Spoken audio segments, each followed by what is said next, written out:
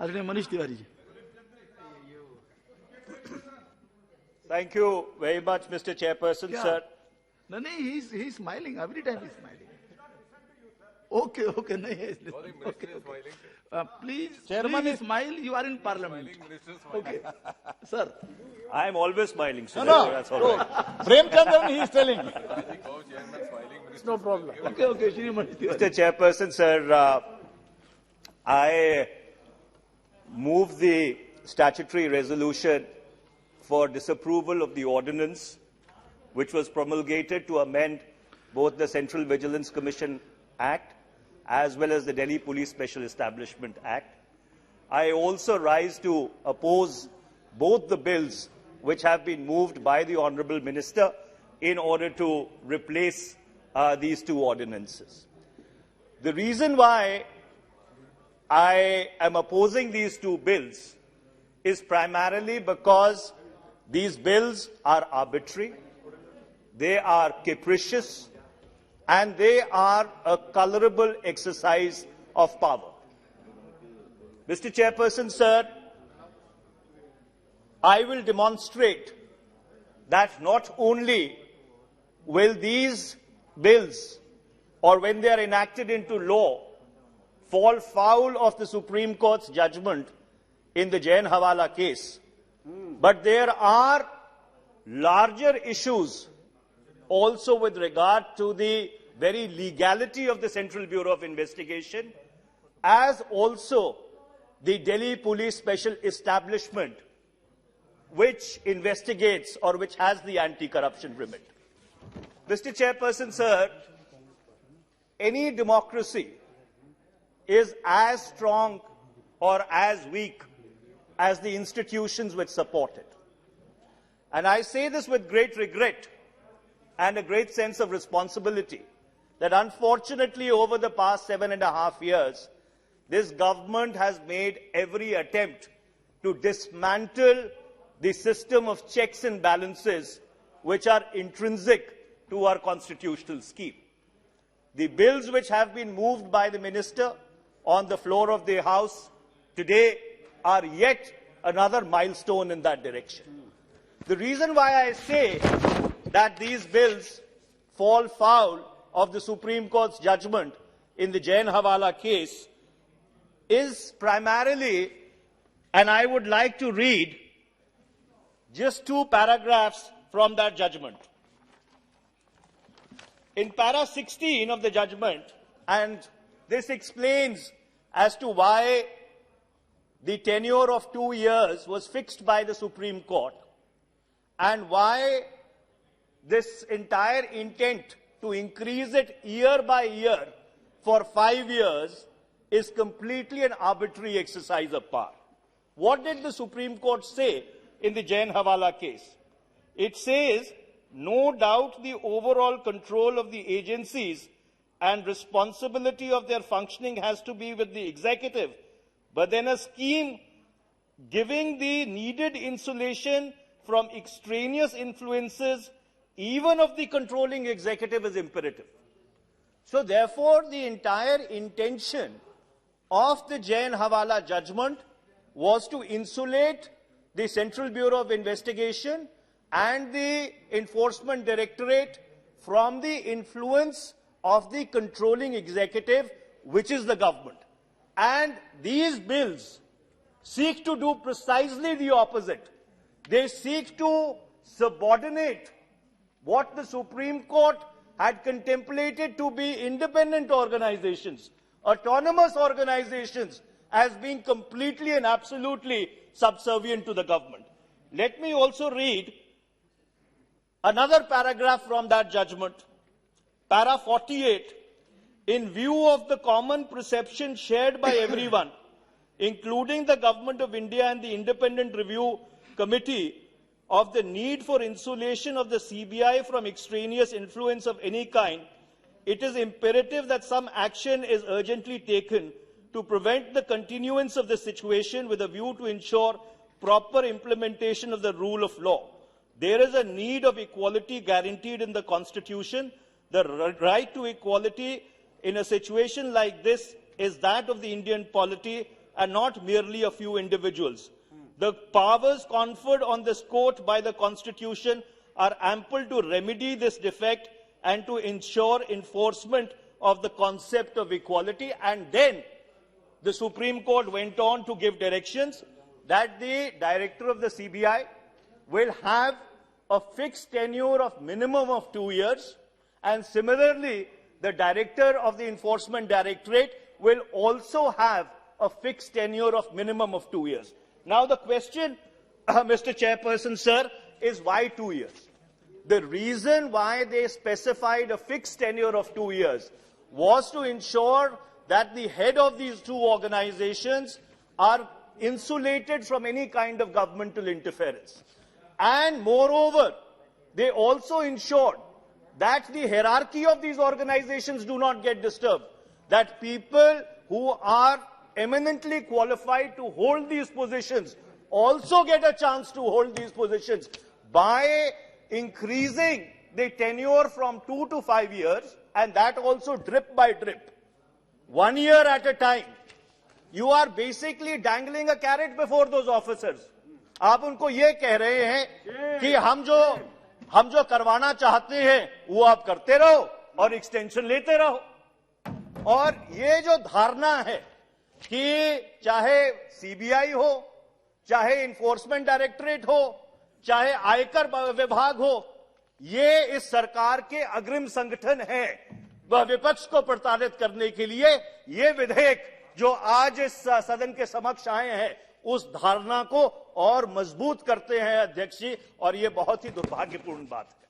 मैं माननीय मंत्री जी से ये निवेदन करना चाहूंगा कि इस धारणा को आप और सुदृढ़ मत बनाइए कि इन संगठनों का जो दुरुपयोग है उसके ऊपर आज अमली जामा पहनाया जा रहा है, और जो उच्चतम न्यायालय का मैंडेट था कि एक फिक्स टेन्योर 2 साल का होना चाहिए, उसको आप बरकरार रखिए। मैं इसके साथ साथ एक और बात भी कहना चाहता हूं चेयरपर्सन सर, कि there is a larger issue with regard to the very legality of the Central Bureau of Investigation. Because when this House sat as a constituent assembly, it never contemplated that there would be a central police force. Let me read out what Dr. Babasaheb Ambedkar, the founder of the Indian Constitution, the head of the drafting committee, had to say about a central police organization. He was replying in the Constituent Assembly to the apprehension expressed by a member with regard to the fact that whether the scheme of the Constitution contemplated a central police force. And this is what Dr. B.R. Ambedkar said. The point of the matter is that the word investigation here, and he was talking about entry 8, list 1 of the Constitution of India, which talks about a Central Bureau of Intelligence and Investigation. And he says, the point of the matter is that the word investigation here does not permit and will not permit the making of an investigation into a crime, because that matter under the Criminal Procedure Code is left exclusively to a police officer. Police is exclusively a state subject. It has no place in the union list. The word investigation, therefore, is intended to cover general inquiry for the purposes of finding out what is going on. The investigation is not an investigation preparatory to filing of a charge sheet against an offender, which only a police officer under the Criminal Procedure Code can do. इसका तात्पर्य ये है कि जब भारत के संविधान की संरचना हुई, तो जो संविधान के निर्माता थे वो इस बात पे बिल्कुल स्पष्ट थे कि जिस संविधान की वो संरचना कर रहे हैं उसमें सेंट्रल ब्यूरो ऑफ इन्वेस्टिगेशन या सेंट्रल पुलिस फोर्स का कोई वर्चस्व नहीं है, उसका का कोई रोल नहीं है. And so therefore, at some point in time, Mr. Minister, sir, even the vires of the National Investigating Agency will come into question, because the constitution makers never ever contemplated a central investigating agency. I would like to also draw the attention of the minister to the fact that this Central Bureau of Investigation has a very checkered history. It started as the Special Police Establishment in the Department of War in 1941. Subsequently, it was made independent through an ordinance, and it came to be known as the Special Police Establishment War Department. In 1946, another ordinance was brought whereby the Special Police Establishment War Department was turned into the Delhi Police Special Establishment War Department. And in November 1946, the Delhi Police Special Establishment Act was enacted. Now, under the Delhi Police Special Establishment Act, a Delhi Police Special Establishment was to be constituted, which was never done. And therefore, there is a very fatal flaw in the very existence of the Delhi Police Establishment, which is the premier remit that the CBI uses to investigate its anti-corruption cases. On 1st of April, and I had pointed this house, in the July of 2009, I had pointed it out that one day the CBI's existence will be struck down. And I will demonstrate that subsequently happened in 2013. Then, on the 1st of April 1963, the government decided to pick up the Delhi Police Special Establishment and make it a part of the CBI through an executive resolution. And that executive resolution was never approved by the President of India. Subsequently, a bench of the Guwahati High Court on the 6th of November 2013 actually struck down the existence of the CBI. And let me point out that judgment. It is Davinder Kumar versus Union of India. And that division bench judgment, Mr. Chairperson, sir, starts with a very beautiful line. It says, when the people fear the government, when the people fear the government, there is tyranny. When the government fears the people, it is liberty. That is what this judgment says. And I think there cannot be a more poignant commentary on what has happened in this country in the last 7.5 years. Now, let me read out that part of the judgment which held the CBI to be an illegal organization. On page 88, the division bench said, we hereby set aside the impugned judgment order dated 30/11/2007, passed in writ petition so-and-so, while we decline to hold and declare the Delhi Police Special Establishment Act 1946 is not a valid piece of legislation, we do hold that CBI is neither an organ nor a part of the Delhi Police Special Establishment, and the CBI cannot be treated as a police force constituted under the DPSC Act. And it further goes on to say, we hereby also set aside and quash the impugned resolution dated the 1st of April 1963, whereby the CBI was constituted. Subsequently, this judgment was stayed by the Supreme Court. Our government, the UPA government, had moved to the Supreme Court, and the judgment was stayed in the November of 2013. But it is regrettable. It is regrettable, Mr. Chairperson, sir, and we had a discussion in this House on the judiciary the other day. For the past 8 years, the Supreme Court has not found the time to actually adjudicate on the legality of the Central Bureau of Investigation. I am surprised that this government came into office in 2014. For the last 7.5 years, they have never gone and told the Supreme Court that this is an important issue which needs to be adjudicated. Mr. Chairperson, sir, and I pointed this out in this House in 2009 also. Presuming if the Supreme Court was to agree with the Guwahati High Court judgment, what would the implications be? Every conviction done by the CBI from the 1st of April 1963 will be set aside.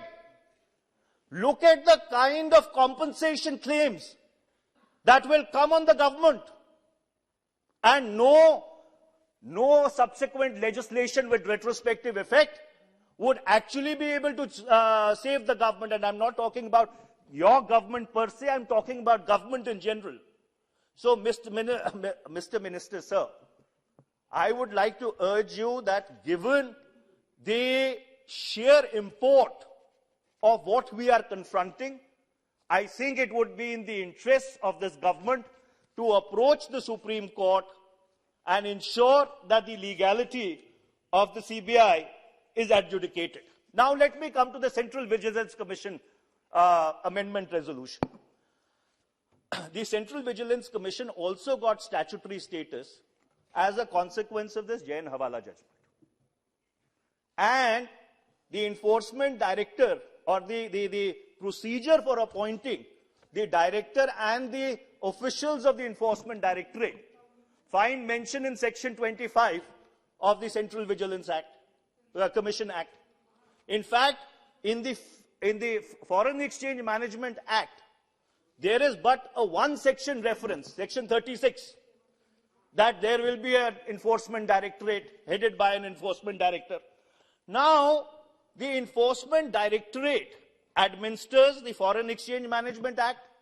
It administers the Prevention of Money Laundering Act, and it does not have a legal architecture at all. And therefore, every day, there are allegations galore, and as a lawyer, we hear them all the time, that how the officers of the Enforcement Directorate misuse and abuse the lack of checks and counter checks, because there is nothing in the manner of a legislation. And now if the government is going to bring this particular amendment, whereby you are going to put the director of the Central Bureau of Investigation and the director of the Enforcement Directorate on a drip,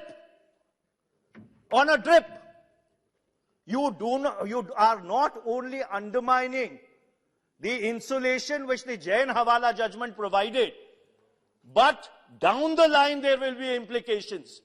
Because if you have a pliant director at the helm of affairs in hierarchical organizations, there will be a ripple effect down the line, and therefore the ends of justice will be undermined and they will be subverted. So, Mr. Chairperson, sir, what we are dealing with here is not an ordinary amendment which the Honorable Minister tried to pass off by saying that we are giving a fixed tenure of 5 years. First of all, it is not a fixed tenure of 5 years. It's a drip tenure on extension. Number two, the ripple effect of such a move down the line is going to completely and absolutely undermine the autonomy and the independence of these institutions. So therefore, in conclusion, I would like to request the government, I would like to request the Honorable Minister, that please take these two bills back. Please restore the position to status quo ante. Let the Director CBI and the Director of the Enforcement Directorate have a fixed tenure. Okay. You want to have a fixed tenure of 5 years? There is no difficulty with that. You want to have a fixed tenure of 3 years? There is absolutely no difficulty with that. But have a fixed tenure so that he is insulated, he is autonomous, and he is not at the beck and calling of the government, Okay. which is the problem with these two bills. And lastly, Mr. Chairperson, sir, I would like to request the Minister. There are larger issues about the legality of the CBI. One day it will come back to haunt us collectively. Please file an application in the Supreme Court and please ask them to once for all determine whether the CBI is a legal organization or the CBI is an illegal organization. Thank you very much.